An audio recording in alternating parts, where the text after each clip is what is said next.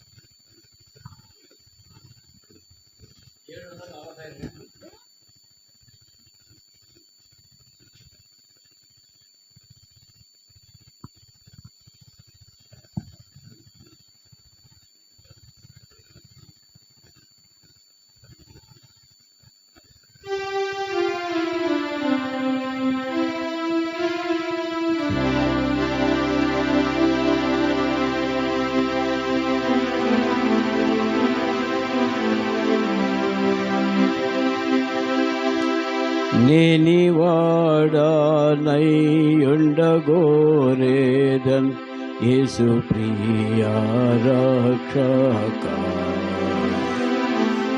నీవు చూపు ప్రేమను గాంచితిన్ నన్ను చేర్చు నీడని, నన్ను చేర్చు చేర్చు చేర్చు రక్షక, నీవు ప్రకాకున్ నన్ను చేర్చు చేర్చు చేర్చు రక్షక, గాయపడ్డ ప్రకాకున్.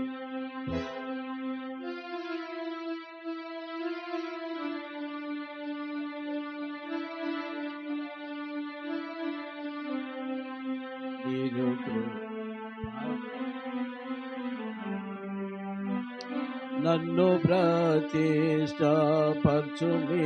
నాథ, నీదు కృప వల్లనే. నాదు ఆత్మ నిన్ను నిరీక్షించు, నీ చిత్తంబు నాకాగున్. నన్ను చేర్చు చేర్చు చేర్చు రక్షక, నీవు పడ్డ సిల్వకు నన్ను చేర్చు చేర్చు చేర్చు రక్షక, గాయపడ్డ ప్రక్కకు నన్ను చేర్చు చేర్చు చేర్చు రక్షక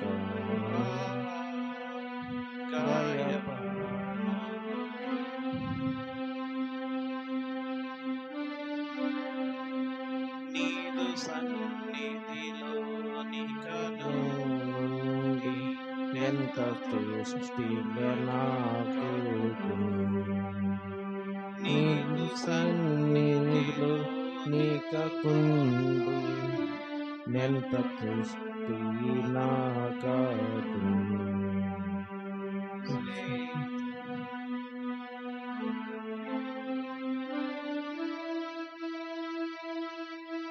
చరణం. నీదు సన్నిధిలో నీకనుండి నెంత తృష్టి నాకదు స్నేహితునిగా మాట్లాడుదు సర్వశక్తి ప్రభుతో నన్ను చేర్చు చేర్చు చేర్చు రక్షక నీవు పడ్డ సిల్వాకు నన్ను చేర్చు చేర్చు చేర్చు రక్షక గాయపడ్డ ప్రక్కకు నీదు దివ్య ప్రేమాతిశయము ఇహ బుద్ధి కందదు పరమందు నాదాని శ్రేష్టత నేనను భావించేదను నన్ను చేర్చు చేర్చు చేర్చు రక్షక గాయపడ్డ ప్రక్కకు నన్ను చేర్చు చేర్చు చేర్చు రక్షక గాయపడ్డ ప్రక్కకు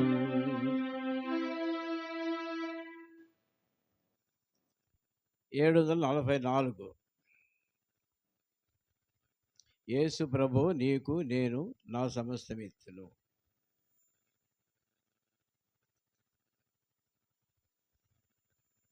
ఇదొచ్చుగా.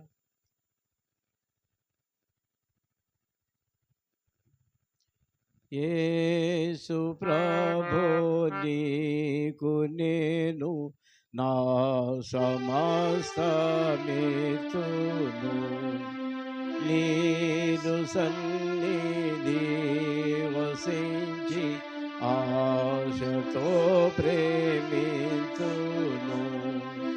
నా సమస్తము నా సమస్తము నా సమస్తము నా సమస్తము నా సురక్షకానికిచ్చు నా సమస్తము యేసు ప్రభు నీకే నేను దాసిదొగ్గి మ్రొక్కేదన్ యేసు ప్రభు నీకే నేను దోసిలొగ్గి మ్రొక్కేదన్ తీసివే లోకాశల్ మీపుడే నా సమస్తము నా సమస్తము నా సురక్షకానికిత్తు నా సమస్తము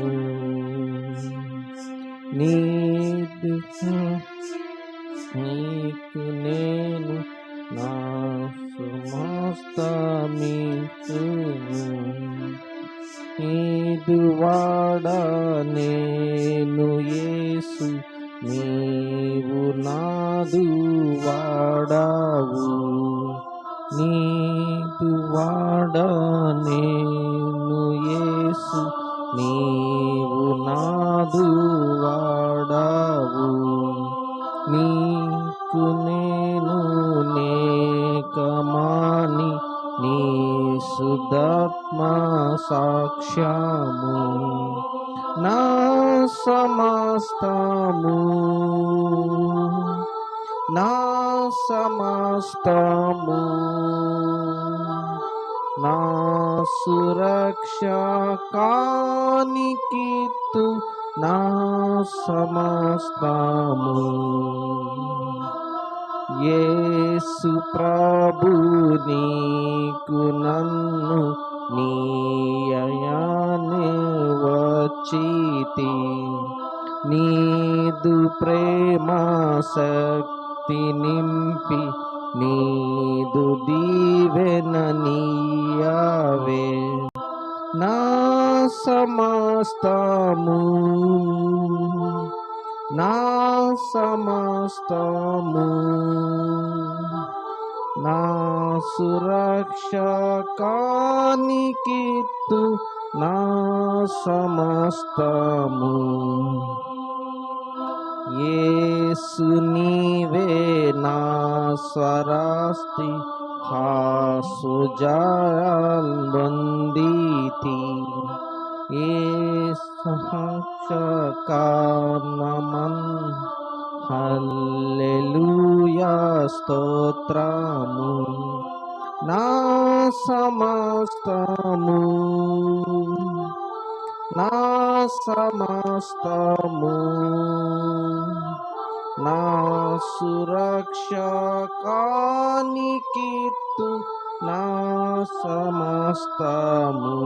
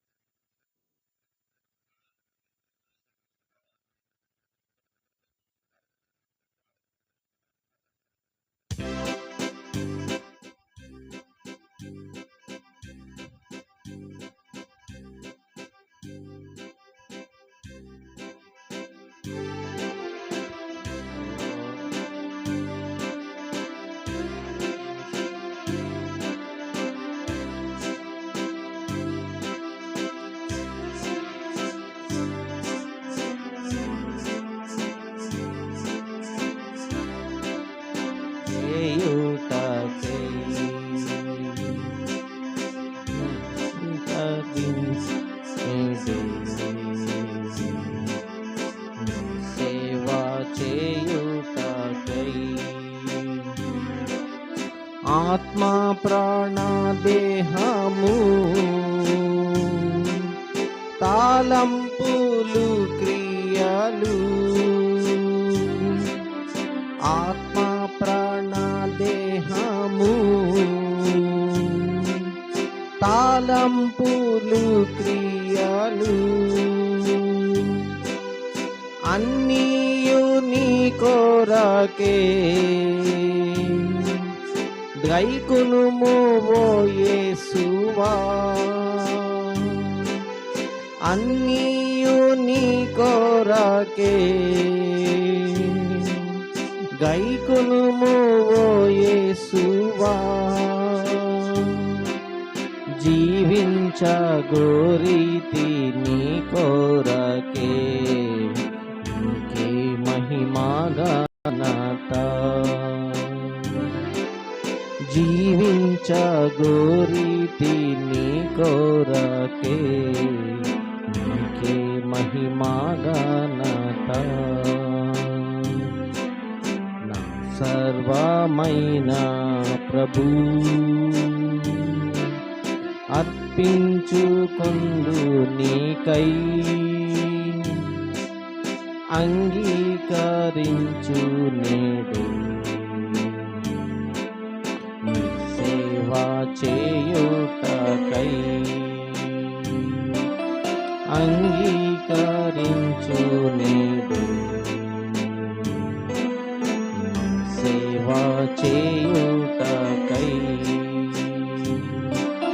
వెలిగించు నా జీవము నింపు నింపుము నీ ప్రేమతో, వెలిగించు నా జీవము. నింపుము నీ ప్రేమతో,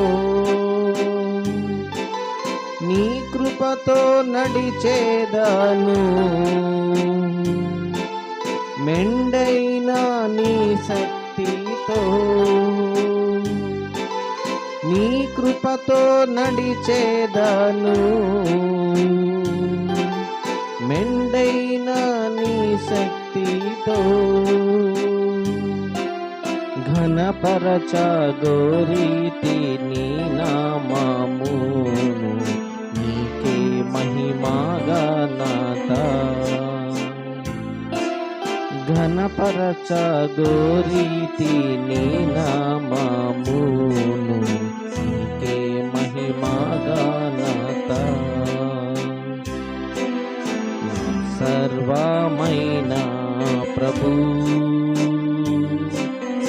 అర్పించుకొందు నీకై, అంగీకరించు నేడు. సేవా చేయుటకై అంగీకరించు నేడు. సేవా చేయుటకై నా కాళ్ళు చేతులెల్లా నీ సేవా కర్పింతును. నా కాళ్ళ చేతులెల్లా నీ సేవా కర్పింతును. నా నాలుక నిత్యము నిన్ను స్తుతింపనిమ్ము. నా కానుక నిత్యము నిన్ను స్తుతింపనిమ్ము. మనసారా ప్రేమింతు నిన్ను ప్రభువా, నీకే మహిమా ఘనత. మనసారా ప్రేమింతు నిన్ను ప్రభువా, నీకే మహిమా ఘనత. సర్వమైన ప్రభు అర్పించుకొందు నీకై, అంగీకరించు నేడు. సేవా చేయుటకై అంగీకరించు నేడు. సేవా చేయుటకై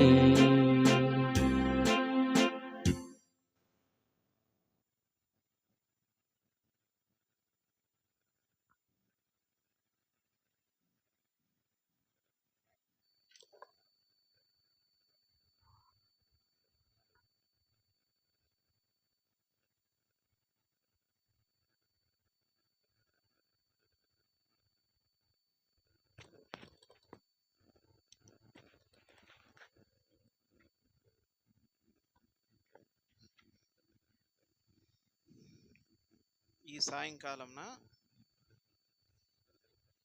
యవనస్తుల కూడికకు మనం చేరి వచ్చాము. ఇందు నిమిత్తం బైబిల్లో ఒక వచనాన్ని చదువుకొని వాక్యంలో ప్రవేశిద్దామండి. వాక్య ధ్యానాంశంగా ఈరోజు 1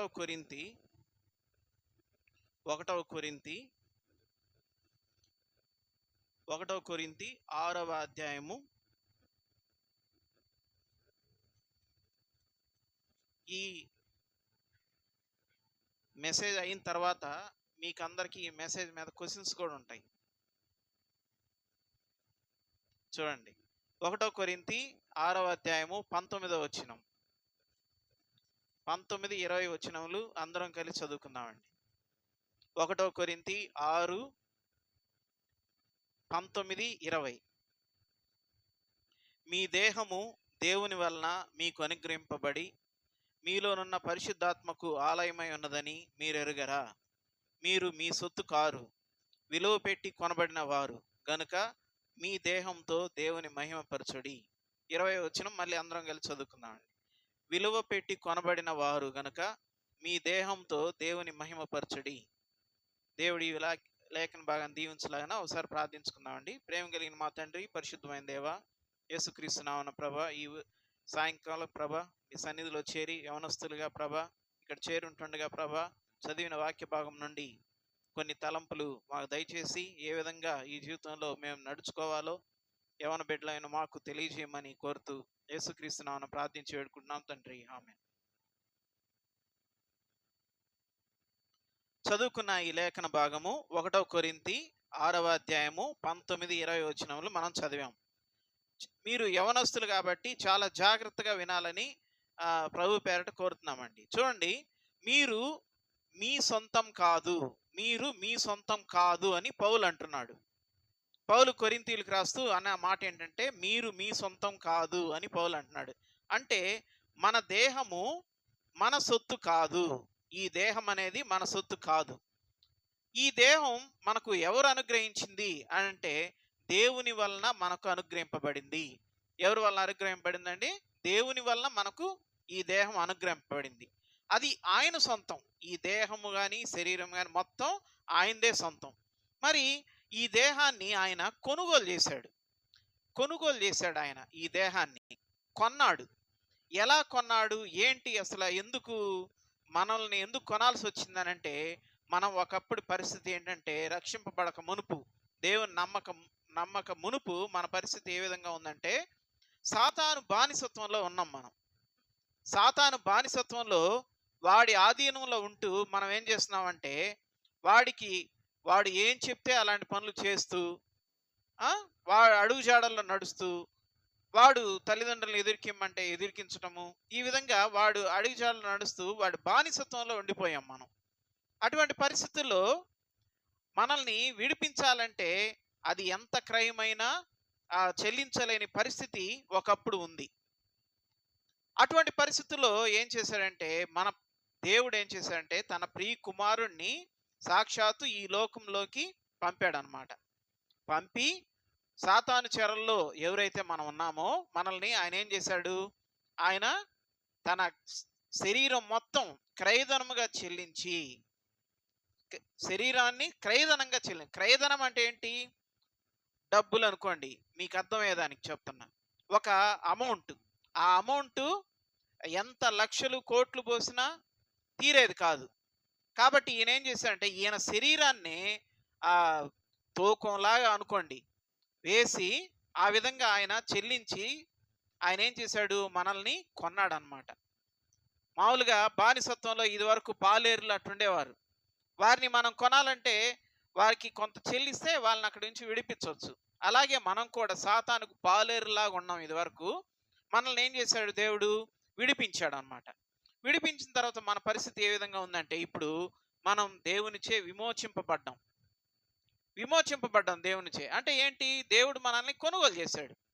ఇప్పుడు నీ దగ్గర ఏదన్నా వస్తువు ఉందనుకోండి, అది ఎవరన్నా తీసుకున్నారనుకోండి, ఆ వస్తువు తిరిగి దాన్ని నువ్వు తీసుకొని నీ ఇష్టం వచ్చినట్టు అది వాడతావా? వాడలేవు కదా. కాబట్టి మన శరీరాన్ని దేవుడు ఏం చేశాడంటే కొనుగోలు చేశాడు. చేసిన తర్వాత అది ఆయన సొంతం. అంటే మనం ఇప్పుడు ఎవరి మాట వినాలి? దేవుడు చెప్పినట్లు మనం వినాలి. దేవుడు చెప్పినట్లు వినకుండా మన ఇష్టమైన పద్ధతిలో మనం చేస్తే ఏమవుతుంది? ఆ దేహాన్ని నాశనం చేసేస్తాడు దేవుడు.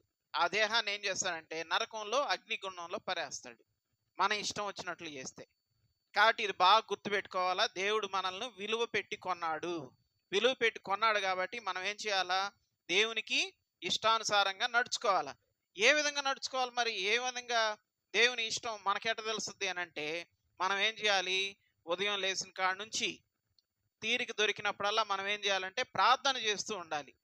ఈ విధంగా ప్రార్థన చేస్తూ ఉన్నప్పుడు దేవుని చిత్తం మనకు ప్రార్థనలతోనే మనకు అర్థమవుతుంది. దేవుడు ఈ విధంగా ఉండాలనుకుంటున్నాడా, మనల్ని ఈ విధంగా ఉంచాలనుకుంటున్నాడా అని ప్రార్థనల ద్వారా మనం తెలియ ఆ, మనకు తెలియజేయబడతాం మనం ప్రార్థనల ద్వారా.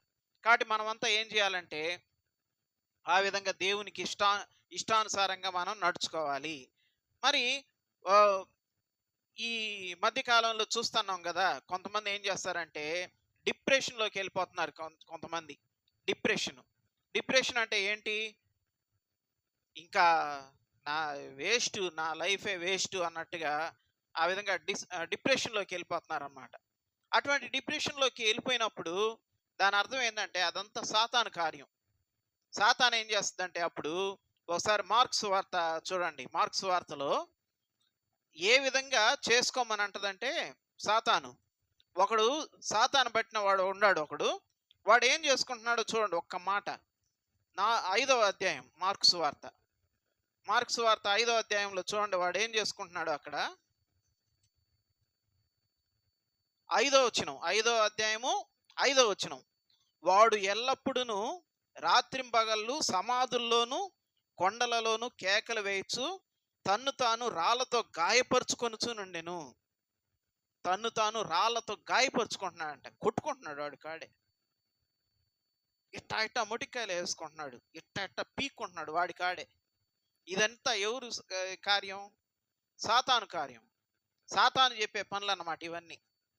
నువ్వు ఇట్ట చేసుకో. ఎందుకు చెప్తుందట? ఈ దేహం మంది కాదు కదా, ఎవరిది అది? దేవుడిది. కాబట్టి దేవుడు విలువ పెట్టి కొన్న దేహాన్ని నువ్వు పాడు చేయి, నువ్వు నాశనం చేసుకో, గట్టిగా కొట్టుకో, మొటికాయలు వేసుకో, గట్టిగా పీక్కో ఒళ్ళంతా అని అట్ట రెచ్చగొడతా ఉంటావు సాతాను. ఇంకా అట్ట రెచ్చగొట్టడమే కాదు, నువ్వు ఇంకా నీ బతుకే వేస్ట్, చనిపో నువ్వు అన్నట్లుగా మనల్ని ప్రేరేపిస్తూ ఉంటుంది అన్నమాట. కాబట్టి అటువంటి ఆలోచనలు మనకు వచ్చినాయి అంటే మనం వెంటనే ఏం చేయాలా? ఇదంతా సాతాను పనులు, నన్ను ఇట్ట చేస్తుంది ఇది సాతాను అని వెంటనే మనం దేవుని దగ్గరికి వెళ్ళిపోయి, ప్రభా ఏంటి నా పరిస్థితి ఏంటి అని దేవుని సన్నిధిలో చేరి మనం ప్రార్థిస్తే ఏమవుతుంది? సాతాను బారి నుండి మనం రక్షింపబడతాం. దేవుడు ఏం చేస్తాడు? సాతానా పో ఇక్కడి నుంచి అన్నాడు కదా. సాతాన్ని కూడా శోధించడానికి ట్రై చేసింది.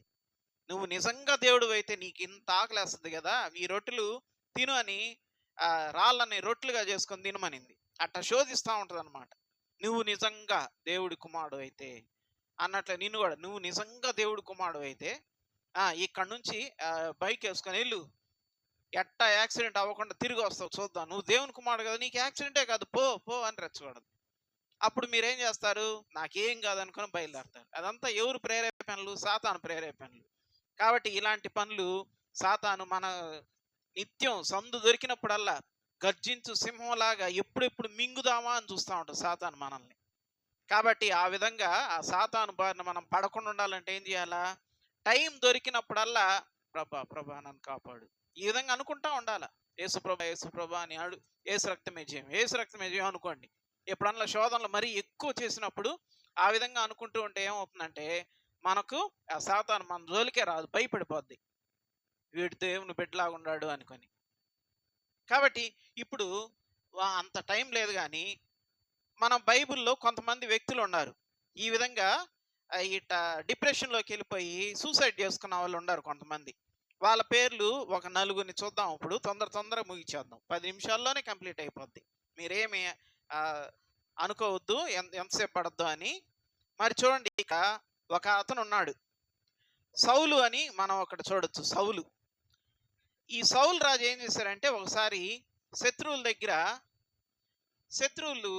చుట్టుముట్టారు సౌలుని ఏం చేశాడంటే శత్రువులతో ముట్టింపబడ్డాడు. ఇప్పుడు సౌలు ఏమనుకున్నాడంటే నన్ను వీళ్ళు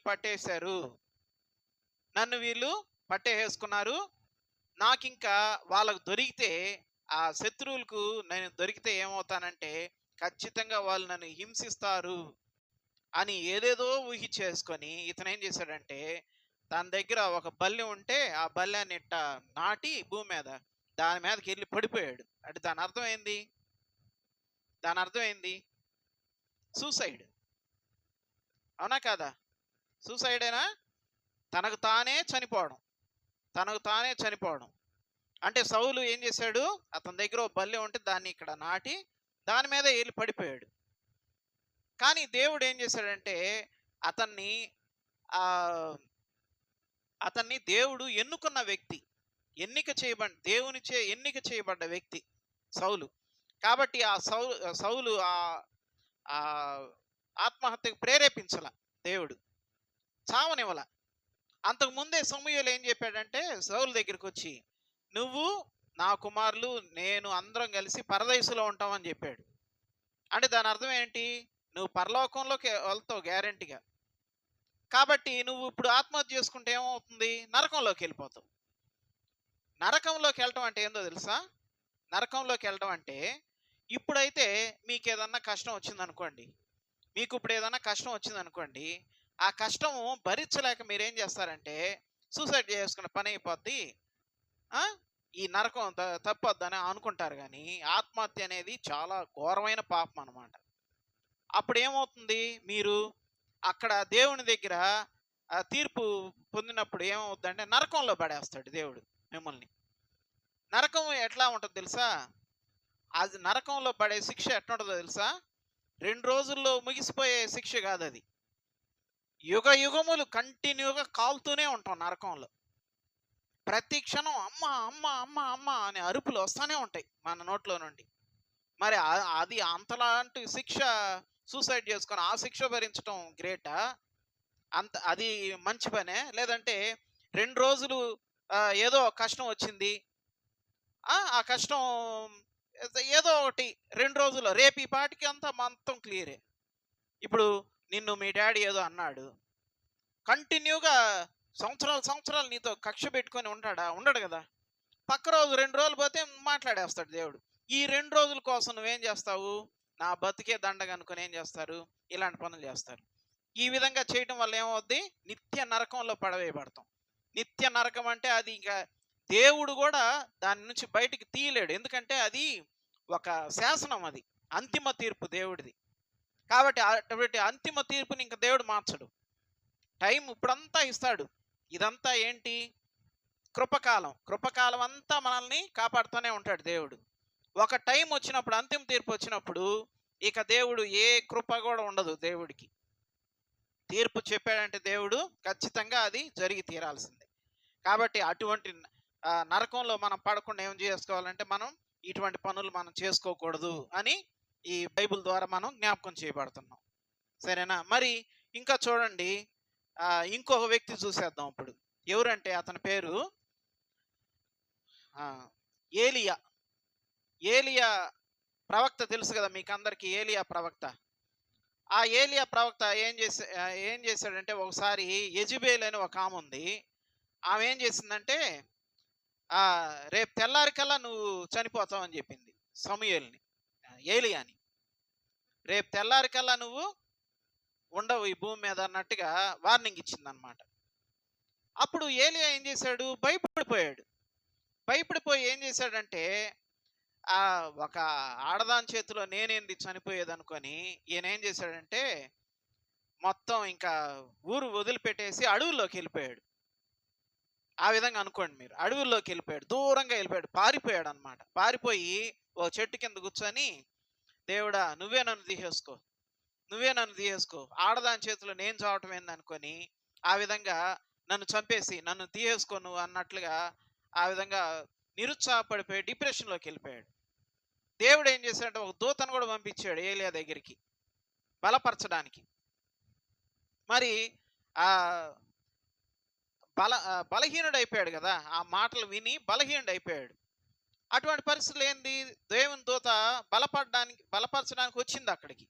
కానీ ఏలియా అదంతా ఏం పట్టించుకోకుండా ఆ విధంగానే డిప్రెషన్లోకి వెళ్ళిపోయాడు. కానీ దేవుడి ఉద్దేశం ఏంటి? ఏలియాకి మరణం లేకుండానే డైరెక్ట్గా పరలోకానికి వెళ్ళే ఇది రాసి పెట్టున్నాడు ఏలియాకి. కానీ ఏలియా ఏం చేస్తున్నాడు? నన్ను ఇప్పుడే తీసేసుకో, నన్ను ఇప్పుడే చంపేసి అన్నట్లుగా అట్లా డిప్రెషన్లోకి వెళ్ళిపోయాడు. మన చుట్టుపక్కల వాళ్ళు కూడా ఒక్కోసారి ఏం చేస్తారంటే మనల్ని బెదిరిస్తూ ఉంటారు. నువ్వు ఇంకా వేస్ట్, నువ్వు పనికిరావు, నువ్వు వేస్ట్, నీతో ఏంది నేను మాట్లాడేది అనుకొని వేరే వాళ్ళని, ఫ్రెండ్స్ని అంటే మనకి యాంటీగా చేసి మన చుట్టుపక్కల ఉండే ఫ్రెండ్స్తో కూడా మనల్ని యాంటీగా చేసి ఏం చేస్తారంటే ఫ్రెండ్స్ వాళ్ళతో అందరితో మనం దూరం పెట్టేసి ఉంటారు. మన పరిస్థితి ఎట్లుంటుందంటే ఎవ్వరు నాతో మాట్లాడలేదేంటి, వా ఎవ్వరు నాతో మాట్లాడట్లేదేంటి, అసలు నేను వాళ్ళైతే అవసరానికి నాకు ఫోనులు చేసి మాట్లాడతారు, నాతో ఎవ్వరు మాట్లాడట్లేదేంటని మనం ఏం చేస్తాం, డిప్రెషన్లోకి అయిపోయి ఎందుకన్నా చేరాను ఈ కాలేజీ, ఎందుకన్నా చేరాను ఈ స్కూల్ అని ఒక్కోసారి మనకేమవుద్దంటే డిప్రెషన్లోకి వెళ్ళిపోతాం. డిప్రెషన్లోకి వెళ్ళిపోయి మనం వద్దన్నా మనల్ని పంపించకుండా ఉండరు కదా కాలేజ్కి కానీ స్కూల్కి కానీ అనుకొని ఇలాంటి పొరపాట్లు చేస్తూ ఉంటాం. కాబట్టి ఇటువంటి పొరపాట్లు ఇందాకే చెప్పుకున్నాం కదా, ఇంకా పెద్ద శిక్ష వస్తుంది మనకి. కాబట్టి మనం ఈ విధంగా అయినప్పుడు ఏం చేయాలంటే మనం ఒక మాట చూసుకుందాం. ఇక్కడ బలపరిచే దేవుడు మనకున్నాడు. ఆ మాట ఒకసారి చూసుకుందాం. బలపరిచే దేవుడు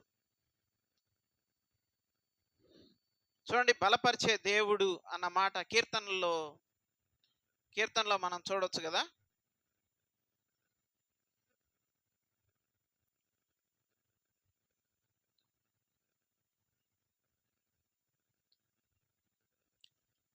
మీరు ఎవరన్నా చెప్తారా ఎక్కడుంది ఆ మాట?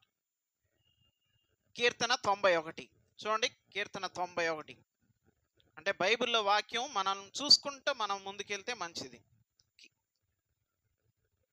మహోన్నతిని చాటు నివసించువాడే, సర్వశక్తి నీడను విశ్రమించువాడు, ఆయనే నాకు ఆశ్రయము, నా కోట, నేను నమ్ముకుని దేవుడు, నేను యెహోవాను గురించి చెప్తున్నాను. నాశనమైన తెగులు రాకుండా నిన్ను రక్షించును, ఆయన నిన్ను రెక్కలతో నిన్ను కప్పును. కాబట్టి ఇటువంటి బలపరిచే దేవుడు మనకున్నప్పుడు ఒకరితో మనకు పని లేదనమాట. ఒకరితో మనకు పని లేదు. కాబట్టి ఇటువంటి మనకి ఈరోజు వాళ్ళు అందరూ ఒకప్పుడు మళ్ళీ నా దగ్గరికే వస్తారు, నా పనులు చూసానుకొని. మనం దేవుని సన్నిధిలో ఉండి మన పనులు ఏదో మనం చేసుకుంటూ వెళ్ళిపోయాం అనుకోండి, ఆ విధంగా మనకి ఎవరి ద్వారా కూడా ఎటువంటి మనం ఆలోచనలు చేసుకోవాల్సిన అవసరం లేదనమాట. ఇంకా చూద్దాం, ఇంకో భాగం చూద్దాం. మనం ఇంకో వ్యక్తి దగ్గరికి వెళ్ళిపోదాం. ఇప్పుడు మనం ఇంకో వ్యక్తి ఎవరంటే ఆయన పేరు జిమ్రీ. ఆయన ఒకసారి చూసినట్లయితే జిమ్రీ సంగతి ఏందో ఒకసారి చూద్దాం. ఈ కీర్తన 91:15 కూడా చదువుకుంది. కీర్తన ఎట్లా తీసాం కాబట్టి 91:15 అతడు నాకు మొరపెట్టగా నేను అతనికి ఉత్తరం ఇచ్చేదను, శ్రమల్లో నేను అతనికి తోడై ఉండేదను, అతన్ని విడిపించి అతన్ని గొప్ప చేసేదను. కాబట్టి ఈ విధంగా మనం శ్రమల్లో ఏం చేయాలంటే దేవుని వైపు చూడాలా, దేవునికి మొరపెట్టాలా. మొరపెట్టినప్పుడు ఏమవుతుంది, దేవుడు మన మొర ఆలకించి మనల్ని అటువంటి శత్రువుల చేతిలో నుండి విడిపిస్తాడనమాట. ఇంకా చూద్దాము. ఇక్కడ మన చుట్టుప్రక్కల వాళ్ళు అంటూ ఉంటారు కదా, వాళ్ళు కొన్నాళ్ళకి ఏమవుతారో కూడా జెఫన్యా గ్రంథంలో ఒకసారి చూద్దాం. జెఫన్యా గ్రంథం ఒకసారి చూద్దాం. జెఫన్యా 3:19 ఒకసారి చూద్దాం. జెఫన్యా 3:19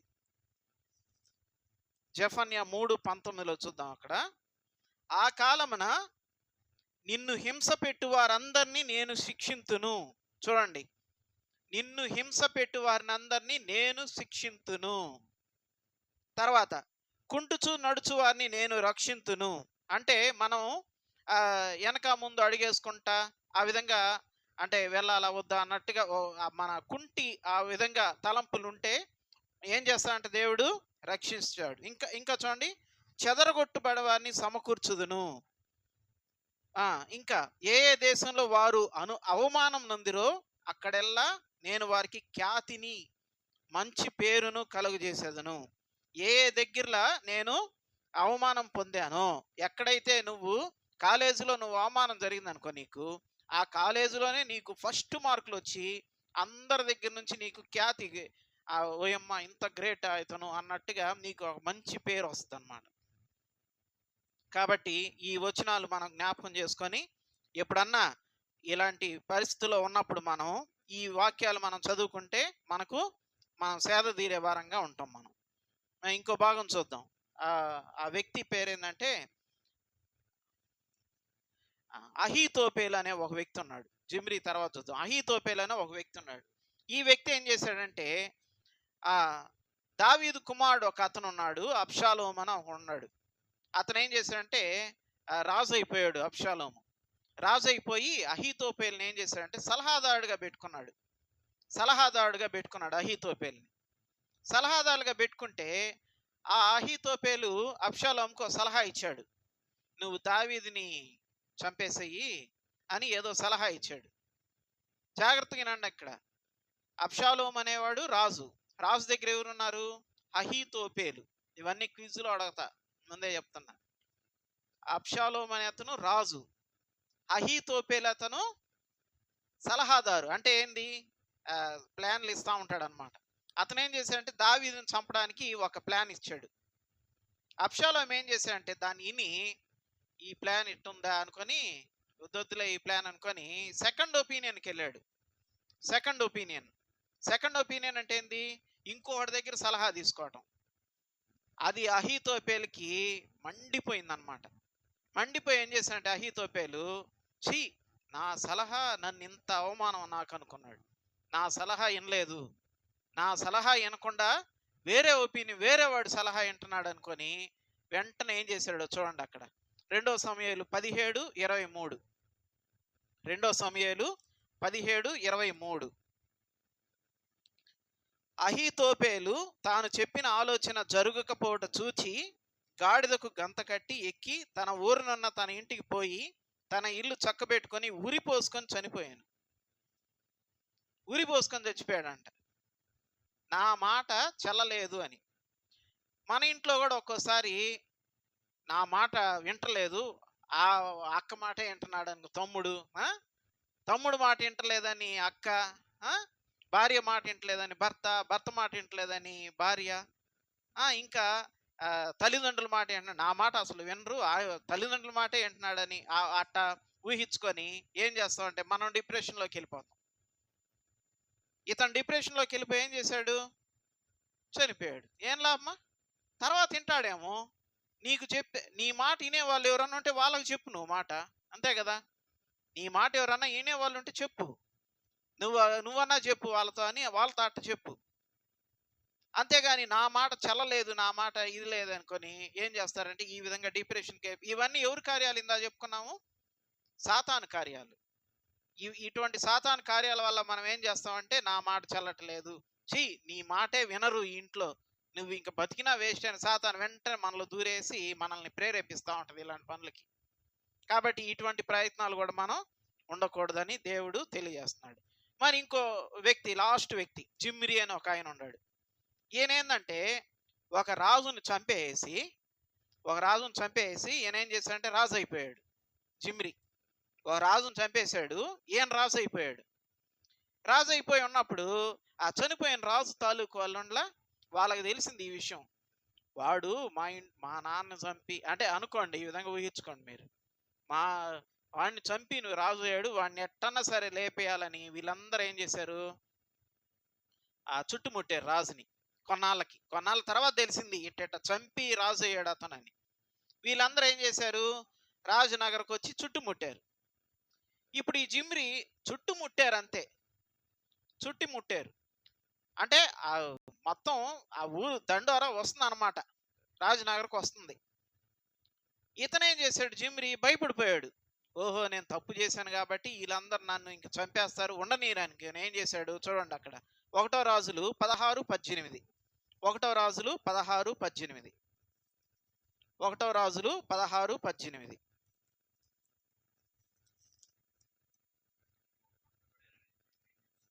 పట్టణము పట్టబడినని జిమ్రీ తెలుసుకొని తాను రాజనగర్ నందు చొచ్చి తనతో కూడా రాజనగర్ను తగలబెట్టుకొని చనిపోయాను. ఏం చేశాడు? తనతో కూడా రాజనగర్ను తగలబెట్టుకొని చచ్చిపోయాడు. అతను నిప్పంటి చేసుకున్నాడు. అదేంటి? ఇప్పుడు వాళ్ళు వచ్చారు, చుట్టుముట్టారు, చంపుతారో లేదో ఇతనికి తెలుసా? ఒకవేళ క్షమిస్తారేమో, క్షమించమని కోరితే ఒకవేళ క్షమిస్తారేమో. కానీ ఈయన సొంత నిర్ణయం ఏంది? వాళ్ళు నన్ను ఎట్టన్నా సరే చేస్తారు. మీరు కూడా ఒకప్పుడు మన జీవితంలో కూడా ఏమవుద్దంటే మనం ఏదైనా పొరపాటు చేస్తాం. ఏదో గేమ్ ఆడో లేకపోతే ఏదో మొత్తం నాశనం అయిపోద్ది. మనీ అంతా లాస్ అయిపోద్ది. లేదంటే ఇంకేదన్నా సరే అట్ట పొరపాటు చేసేస్తాము. పొరపాటు జరిగిపోద్ది. తప్పైతే జరిగిపోద్ది.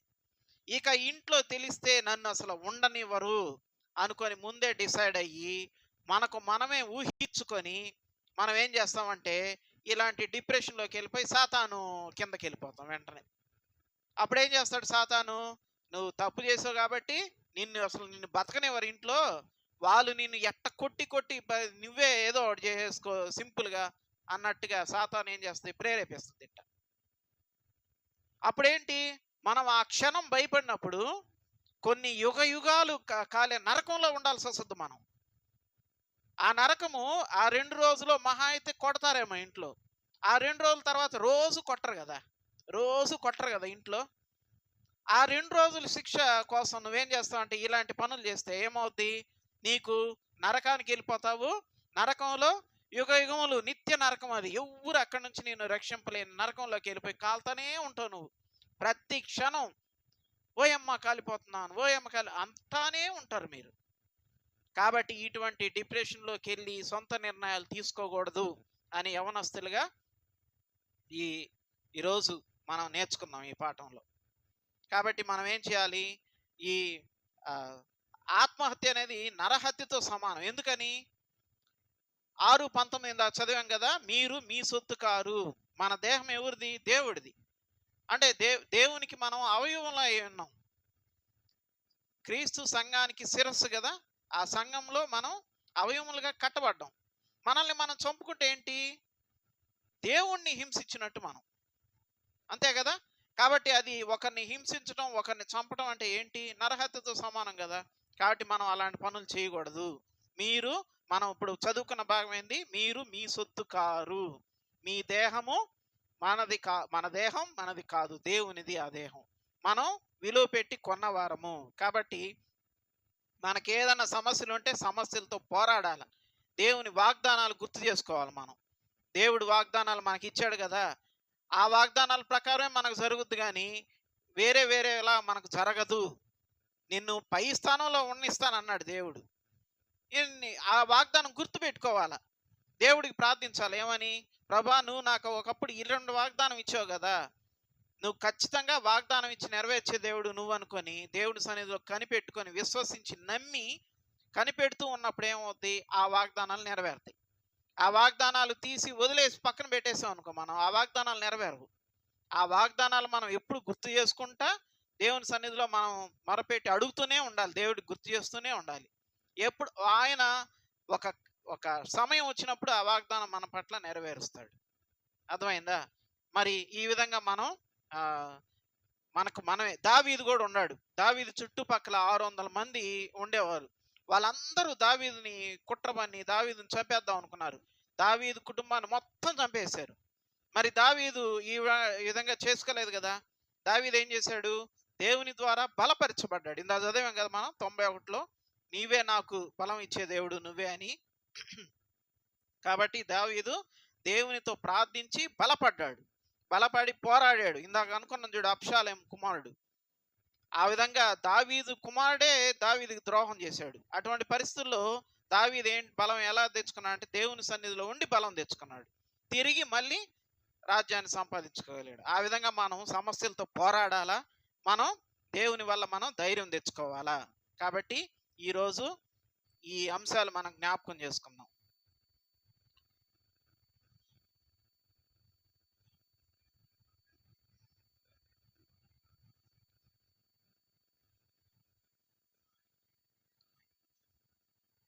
నామములో స్తుతించి ప్రార్థించి వేడుకుంటున్నాము తండ్రి. ఆమేన్. మరి ఇక్కడ 4 వ్యక్తులు చూసాం కదా! మొదటి వ్యక్తి పేరు ఏంటి? సాత్విక్ చెప్పు. సౌలు రాజు. సౌలు. ఇంకెవరన్నా లైన్లో ఉంటే చెప్పండి. సన్నీ కిరణ్ ఉన్నాడా?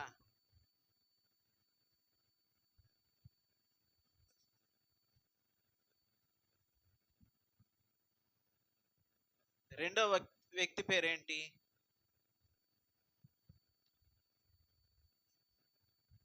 ఒక వ్యక్తి పేరు ఒక వ్యక్తి పేరు ఎవరైనా చెప్తారా?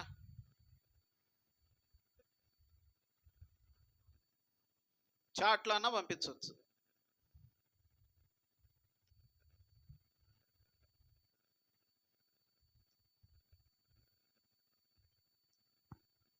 సౌండ్ వినిపించలేదు కాబట్టి చాటింగ్ అన్నా చేసుకోవచ్చు.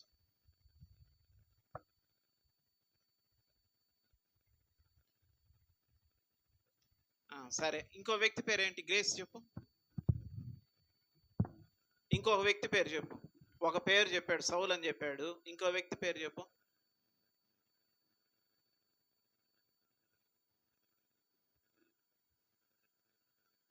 కాబట్టి మీరు వాక్యం వినలేదు. ఏలియా, వెరీ గుడ్. రత్నభూషణ్ నువ్వు చెప్పు. జిమ్రీ, ఇంకా అహీతోపేలు. వీళ్ళ నలుగురు. ఇక్కడ రాజు ఎవరున్నారు? రాజు పేరేంటి? అహీతోపేలు ఎవరికి సలహా ఇచ్చాడు? అహీతోపేలు ఎవరికి సలహా ఇచ్చాడు? అబ్షాలోము సలహా ఇచ్చాడు. మరి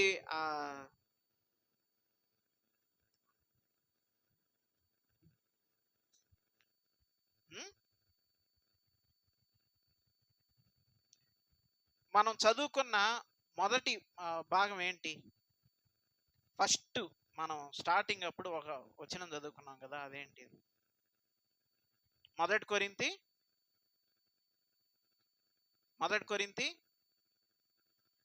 6 రాసుకోవాలా మీరు కూడా. అంటే ఇక నుంచి ఏ విధంగా ఉండాలో ఈ క్విజ్ ద్వారా మీకు తెలిసిపోద్ది. ఓహో, ఇలాంటి క్వశ్చన్స్ అడుగుతారేమో అని. మీరు ఫస్టే రాసుకోవాలి మనం దేన్ని బట్టి ఈ దాంట్లోకి వెళ్ళామో అని. ఒక దెయ్యం పట్టిన వాడిని చూసాం కదా, ఆ వచనం చెప్తారా? ఒక దెయ్యం పట్టిన వాడు ఏ విధంగా చేసుకుంటున్నాడో చెప్పాను కదా. వాడికి వాడే పీక్కుంటున్నాడు, రక్కుంటున్నాడు, కొట్టుకుంటున్నాడు, రాళ్లతో గాయపరుచుకుంటా ఉన్నాడు. అదే వచనంలో చూసాం మనం. మార్కు సింపుల్ గానే ఉండే వచనాలు చెప్పింది కాదు. 5 వెంటనే బైబుల్ కూడా తీసేయండి, చూసే చెప్పొచ్చు, ఇదేం ఎగ్జామ్ కాదు కదా. సరే, 5:5 మార్కు 5:5 అంటే రాళ్ళతో కొట్టుకోవడము అవన్నీ. 5:5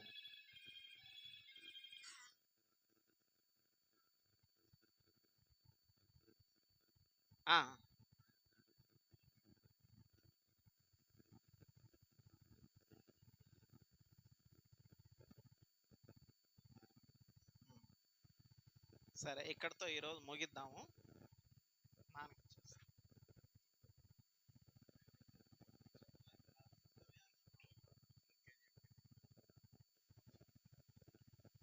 ప్రేమ కలిగిన మా తండ్రి, పరిశుద్ధుడైన మా దేవా, మహిమ గల మీ నామమును బట్టి మీ పాదాలకు వందనాలు, స్తుతులు, స్తోత్రాలు చెల్లిస్తున్నా నాయన. మా ప్రభా, ఈ దినం యూత్ మీటింగ్లో సహాయపడ్డారు, మీకు వందనాలు. మీ బిడ్డలు మీ వాక్యం నేర్చుకున్నట్టు సహాయం చేయండి. మరి ముఖ్యంగా మీ బిడ్డలు యవనస్తులు విలువ పెట్టి కొనబడిన వారని వారు గుర్తుంచుకున్నట్టు సహాయం చేయండి. మీరు మీ సొత్తు కాదు అని పౌలు చెప్పిన ప్రకారం మీరు దేవుని బిడ్డలని గ్రహించుటకు సహాయం చేయండి. యేసు ప్రభువారు శిలువ పైన రక్తము కార్చి రక్తంతో కొని కడిగి పవిత్రులుగా చేసి తన సొత్తుగా చేసుకున్నారనే సంగతి మీ బిడ్డలు గ్రహించుటకు సహాయం చేయండి. మరి మా తండ్రి, మరి ముఖ్యంగా మరి ఎవరు కూడా వాళ్ళ సొంత సొత్తు కాదు, విలువ పెట్టి కొనబడని వారని తెలుసుకుని మీకు ఇష్టమైన బిడ్డలుగా జీవించడానికి సహాయం చేయండి. మీ వాక్య భాగంలో ఫలింపులకు తీసుకురండి. యేసు ప్రభు నామములో స్తుతించి ప్రార్థించి వేడుకుంటున్నాము తండ్రి, ఆమేన్.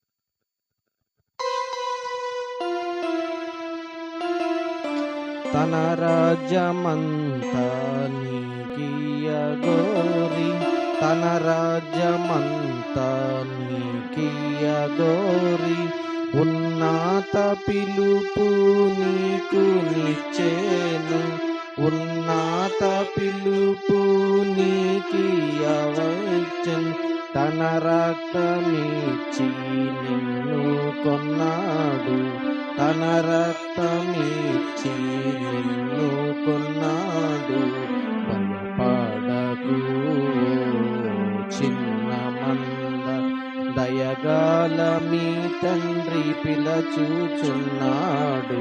భయపడకు చిన్న మంద.